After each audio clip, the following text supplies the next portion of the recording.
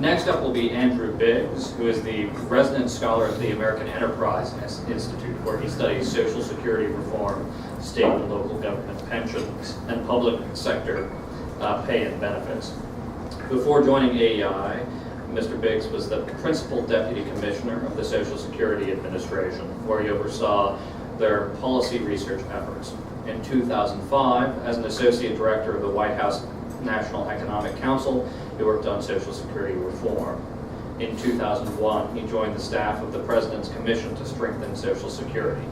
Mr. Biggs has been interviewed on radio and television as an expert on retirement issues and on public versus private sector compensation. He has published widely in academic publications as well as in daily newspapers such as the New York Times, the Wall Street Journal, and the Washington Post. He has testified before Congress on numerous occasions. Notably, in 2013, the Society of Actuaries appointed Dr. Biggs as co-vice chair of a blue ribbon panel tasked with analyzing the causes of underfunding in public pension plans and how governments can securely fund plans in the future. He holds his PhD from the London School of Economics. Please join me in welcoming Dr. Biggs.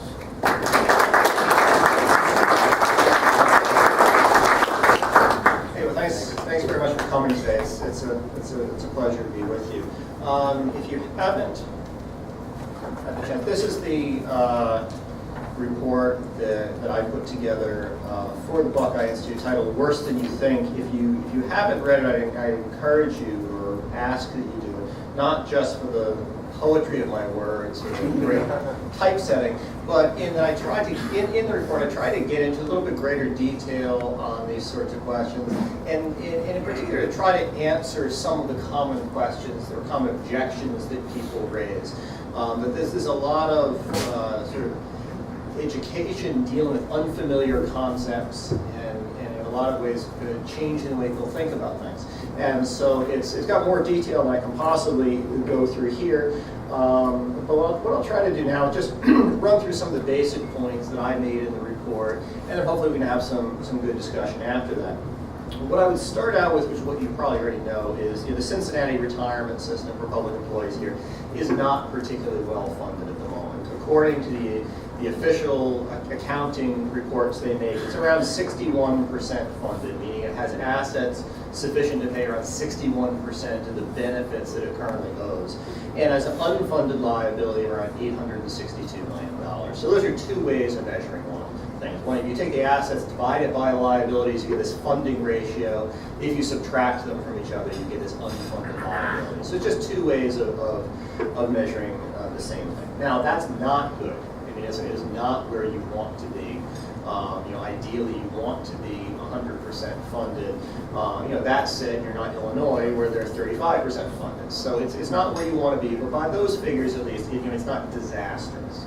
But that said, the costs to the city are very high. The annual payment the city has to make is equal to around half of workers' payroll. That is a very, very high figure. I looked through what's called the Public Plans database, which has about 125 different defined benefit pensions in it. I couldn't find a single ongoing plan that had an annual cost that high. There may be some cities outside of the database that have costs like that, but this is an unusually high cost for a city, relative to the other costs it pays for salaries. So that's where you kind of stand under the sort of numbers that you will get in the annual reports that the CRS would put out. The bad news is that according to the way most economists think about things, the plan, the CRS, and other plans around the country are a lot less well-funded than you think. And this comes down to a disagreement or a difference over the accounting standards that public plans use. Public plans in the U.S. use accounting standards that are different and particularly more forgiving than the accounting standards that apply to private sector pensions, than the accounting standards used by public employee pensions in other countries, than the precepts that economists think make sense, than the way the financial markets value liabilities themselves. So the public plan accounting is almost unique. It is very different from what you get. Almost all economists think is wrong. And the problem here is that in being wrong, it understates the size of the plan's liabilities, and it overstates the degree to which plans are well funded. The difference comes down, this is where things get a little bit arcane, into what's called the discount rate, or the interest rate that plans use to value their liabilities. If you want to compare a plan's assets and its liabilities, well, the assets, you can more or less just look in the market and say how much are they worth, but your liabilities are not benefits you're paying today, they're benefits you're paying years and even decades in the future. So how do you translate these two numbers to make them comparable? And the way you do it is you take those future dollar amounts and you discount them into what's called a present value. So that gives you two present numbers you can compare to each other. The higher the interest rate you use to discount these future liabilities, the smaller the present value, the better funded you seem. Discounting is a little bit like compound interest. And with compound interest, you might take $1 today and add a certain percent each year, and it builds over time. Discounting is the opposite. You take a future dollar amount, subtract interest each year until you get this present value. Now, the way public pension accounting works is that you discount your future liabilities at the rate of return you expect to get on your assets. So if the CRS, for instance, projects or assumes it's going to get around a 7.5% rate of return on its investments, so they take that figure and they discount their liabilities using it, and that's where you get this figure that they're 61% funded, or the unfunded liabilities are only $860 million. Almost all economists think that approach is wrong. It's an approach which makes perfect sense when you first think about it. We say, well, if we think we're going to get 7.5%, let's just kind of do the math and it works out. The problem is this, that there's a mismatch between the risk of the liability, the risk of the benefits that you're paying, and the risk of the assets you're using to finance those benefits. And the reason is this. Let's say you have some benefits you're paying in the future. You think you're going to get a 7.5% return. You are not guaranteed to get a 7.5% return. In reality, you have actually a less than 50% chance of getting that 7.5% return over any reasonable period of time. I'm not talking reasonable period meaning next year or the next 5 or 10 years. I'm talking 20 years, 30 years, 40 years. So you've got a less than 50% chance of getting this return, but you have a 100% obligation to pay the benefits. You're advertising these benefits as guaranteed. You're telling the employees these are guaranteed.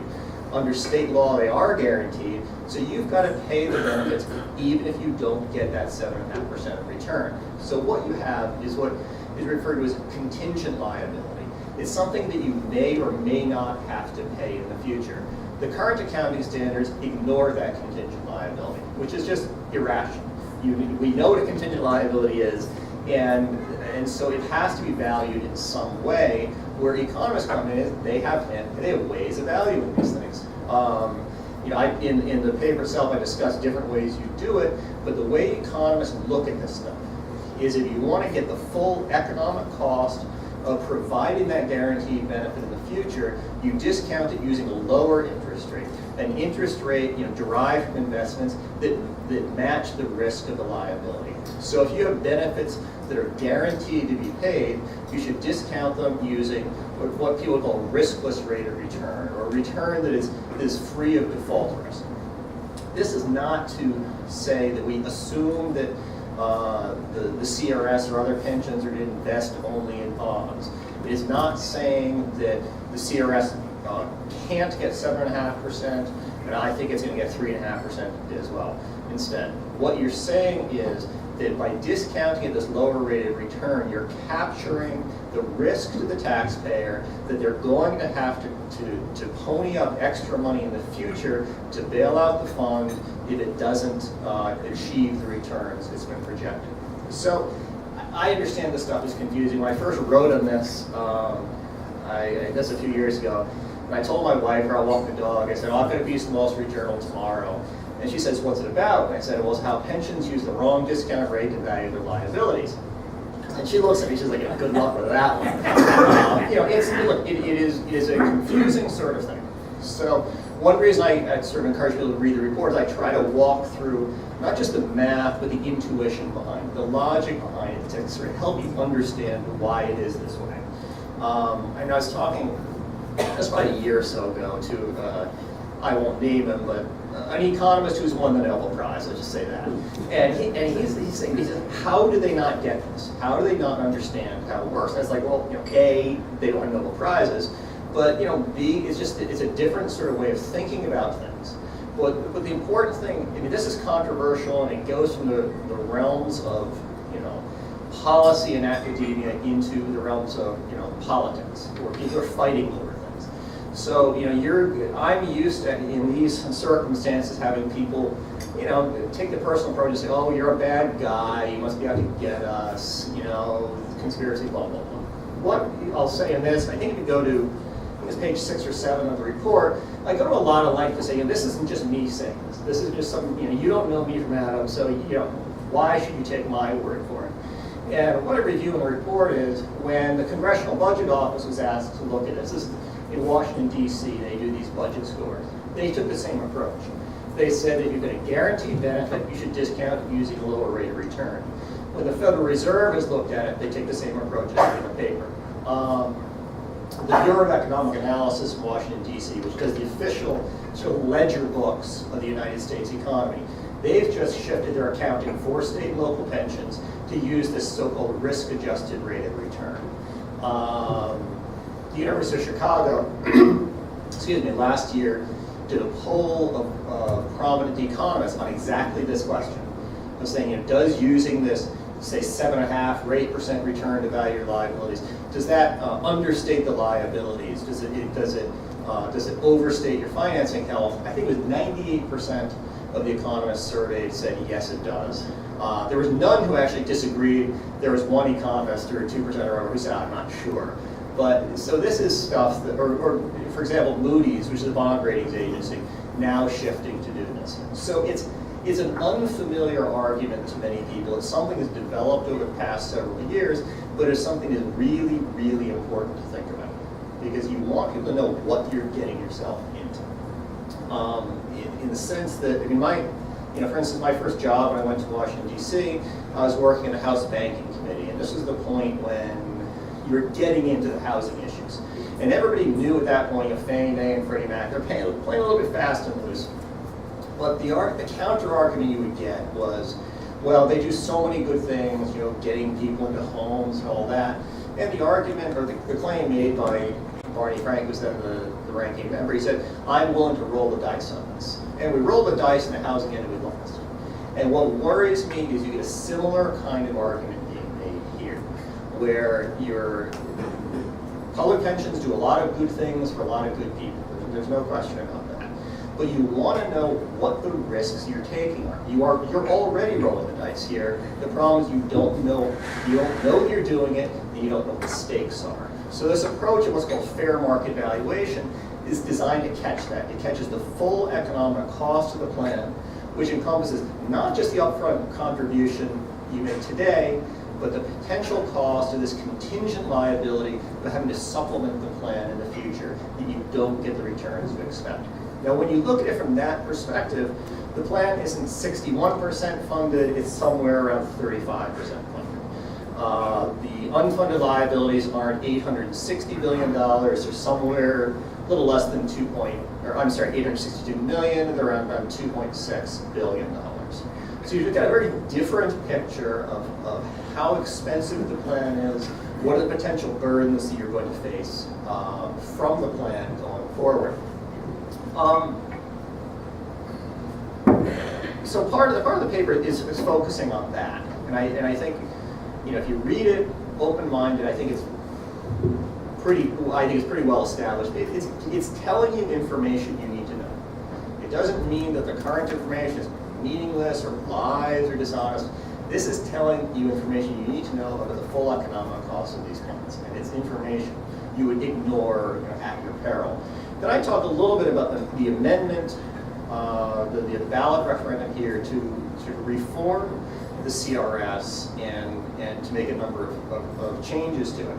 And that's sort of, I don't come out for or against. I mean, there's a number of issues to look at. I think one issue is that based on this fair market accounting, the CRS has unfunded liabilities around $2.6 billion. shifting newly hired employees to defined contribution plans is not going to magically make that $2.6 billion unfunded liability go away. You know, this is like saying, you know, cutting up your credit card doesn't mean you don't have to pay your credit card bill. You know, if you've got these unfunded liabilities, you have to find ways to pay them, and that could be difficult. At the same time, though, when you start shifting newly hired employees to DC plans, so these 401k type plans, it's like saying you're going to cut up your credit card, doesn't make your bill go away, but does prevent you from making that bill bigger. It says, you know, we have the debts that we have, these are liabilities incurred, the employees did their part, so we're going to pay them. But on the other hand, though, going forward, we have to think about the terms here and get something that's more sustainable. And that's the sort of thing, you know, in the private sector that goes on all the time. Employers can make changes to their pensions. They can't cheat you out of what you've already been earning, but they can make changes to the rate at which you earn future benefits. And that's one of the changes that the amendment would make. It would lower what you call sort of a replacement factor in the benefit formula so that you get the benefits you've earned to date, but you're going to reduce the costs going forward. Now that's going to reduce costs to the city and potentially to the employee of benefits earned going forward. When you look at it from with a fair market valuation approach, it reduces costs even more because the true economic costs of these benefits being earned are quite a bit higher than you'd think. So it doesn't make, the shift to DC plans doesn't make things go away, but it prevents the accumulated liabilities from getting bigger. The reduction in these accrual rates also reduces the accumulation of liabilities for the current employees who most likely would stay in the existing DB plan. There's another component of the amendment which looks at COLAs, the cost of living adjustments that are made after you receive benefits. And there the effects are a little bit more ambiguous, a little bit harder to tell what's going to happen. Effectively speaking, the event would cap these COLAs at around 2.5%. The ambiguity comes in that most current retirees are going to be getting around 3% COLAs, so it would reduce COLA payments for them. But most of the new retirees going forward under current law would get around a 2% COLA, so it actually would raise benefits for them. So you have this issue of, you know, how does it all come out in the wash? Lacking the actuarial data, you can't nail it down. My guess is it probably would reduce the currently accrued liability on net, but going forward, once those new retirees come into the system, then the cost may go up. It's not, my guess is it's going to be mostly a wash at that point. I guess one final point I would hit on is there's a question in the amendment and in some of the discussions of pension reform of what are called amortization payments. People say, well, if you shift from a DB plan, this traditional pension, to a DC plan, that increases costs, it increases the payments you have to make. Now, this is kind of an ironic argument in the sense that the underlying argument is essentially the more underfunded this DB plan is, the less affordable it is to shift to a DC plan that can't create these unfunded liabilities. So at that sort of like a 30,000 foot level, the argument's a little bit strange. There are these sort of accounting-based sort of arguments for why this might happen, but the key thing, or if you look through the paper, there's a discussion of what the accounting requirements say regarding these payments. These are called amortization payments. If you have an unfunded liability for your plan, which the CRS does, under the accounting rules, you amortize or pay these benefits off over a certain period. Usually that's around 30 years. The argument is if you close the plan and switch to a different system, you have to speed up the amortization, and therefore you have to raise the payments. Under the accounting rules that I detail in the paper, that's not actually true. And the states that have actually gone to DC plans have not had to raise payments to do it. They're for a variety of reasons, which we can get into in Q&A. But there's a second component as well of whether the amendment itself requires you to speed up all your payments. Does it require you to pay off all these unfunded liabilities within 10 years rather than the 30 years that you would ordinarily do it? Now, in the paper itself, I state, and I'm not a lawyer, so I state that it's a little bit ambiguous of, would the amendment actually require this? And so I think, to a certain degree, we leave this to the lawyers. To be honest, though, since writing it, I think it probably does not require this. I'll just hit on the text quickly. In the amendment itself, there is a requirement that the city conduct an audit looking at the pension plans, assets, liabilities, so forth, going over the next 30 years. So for the next 30 years, I could project, okay, here's how much we have to pay each year, what assets do we think we're going to have on hand, blah, blah, blah. Then it says, if any independent audit demonstrates insufficient funds will be available to pay forecasted future obligations within 10 years from the date of the audit's completion, the city must forthwith create cost savings or new revenues in order to meet it. Now, again, I'm not a lawyer. As I read that, though, it says you make a projection of costs over the next 30 years. If you have liabilities coming up within the next 10 years you can't meet, meaning we have benefits we owe in year 9, but we're not going to have assets on hand to pay them, well, you want to immediately take action of raising taxes or cutting other spending in order to meet those benefits. The issue, though, is if you actually look at the assets that the CRS has on hand now, even if you made no contributions at all to the plan, they would probably be sufficient to pay benefits for around the next 13 years. So in practice, it strikes me as unlikely that that sort of aspect of the amendment is going to be triggered. In theory it could, but it just strikes me as unlikely that it's going to happen. I'm not a lawyer, other people may interpret it differently, but even since writing it, it seems to me that that's not very likely to happen. So what that means is essentially the city could continue to amortize its unfunded liabilities as it does under current practice, as it does under current law, and then think about how if you're shifting new hires to a DC plan, you go ahead and do it. But the key point is the unfunded liabilities are based on benefits that have been accrued, that have been earned by people that you haven't yet paid these things out. The unfunded liability is like a debt owed by the city, and that debt has to be paid off. But the debt owed to current retirees isn't made larger or smaller by the fact that new employees are paying into a different type of system. It just doesn't play out that way. And I cite some academic research that hits on both sort of the economic and policy rationales, but also shows from examples that states that have shifted to DC plans have not been subjected to these higher upfront payments.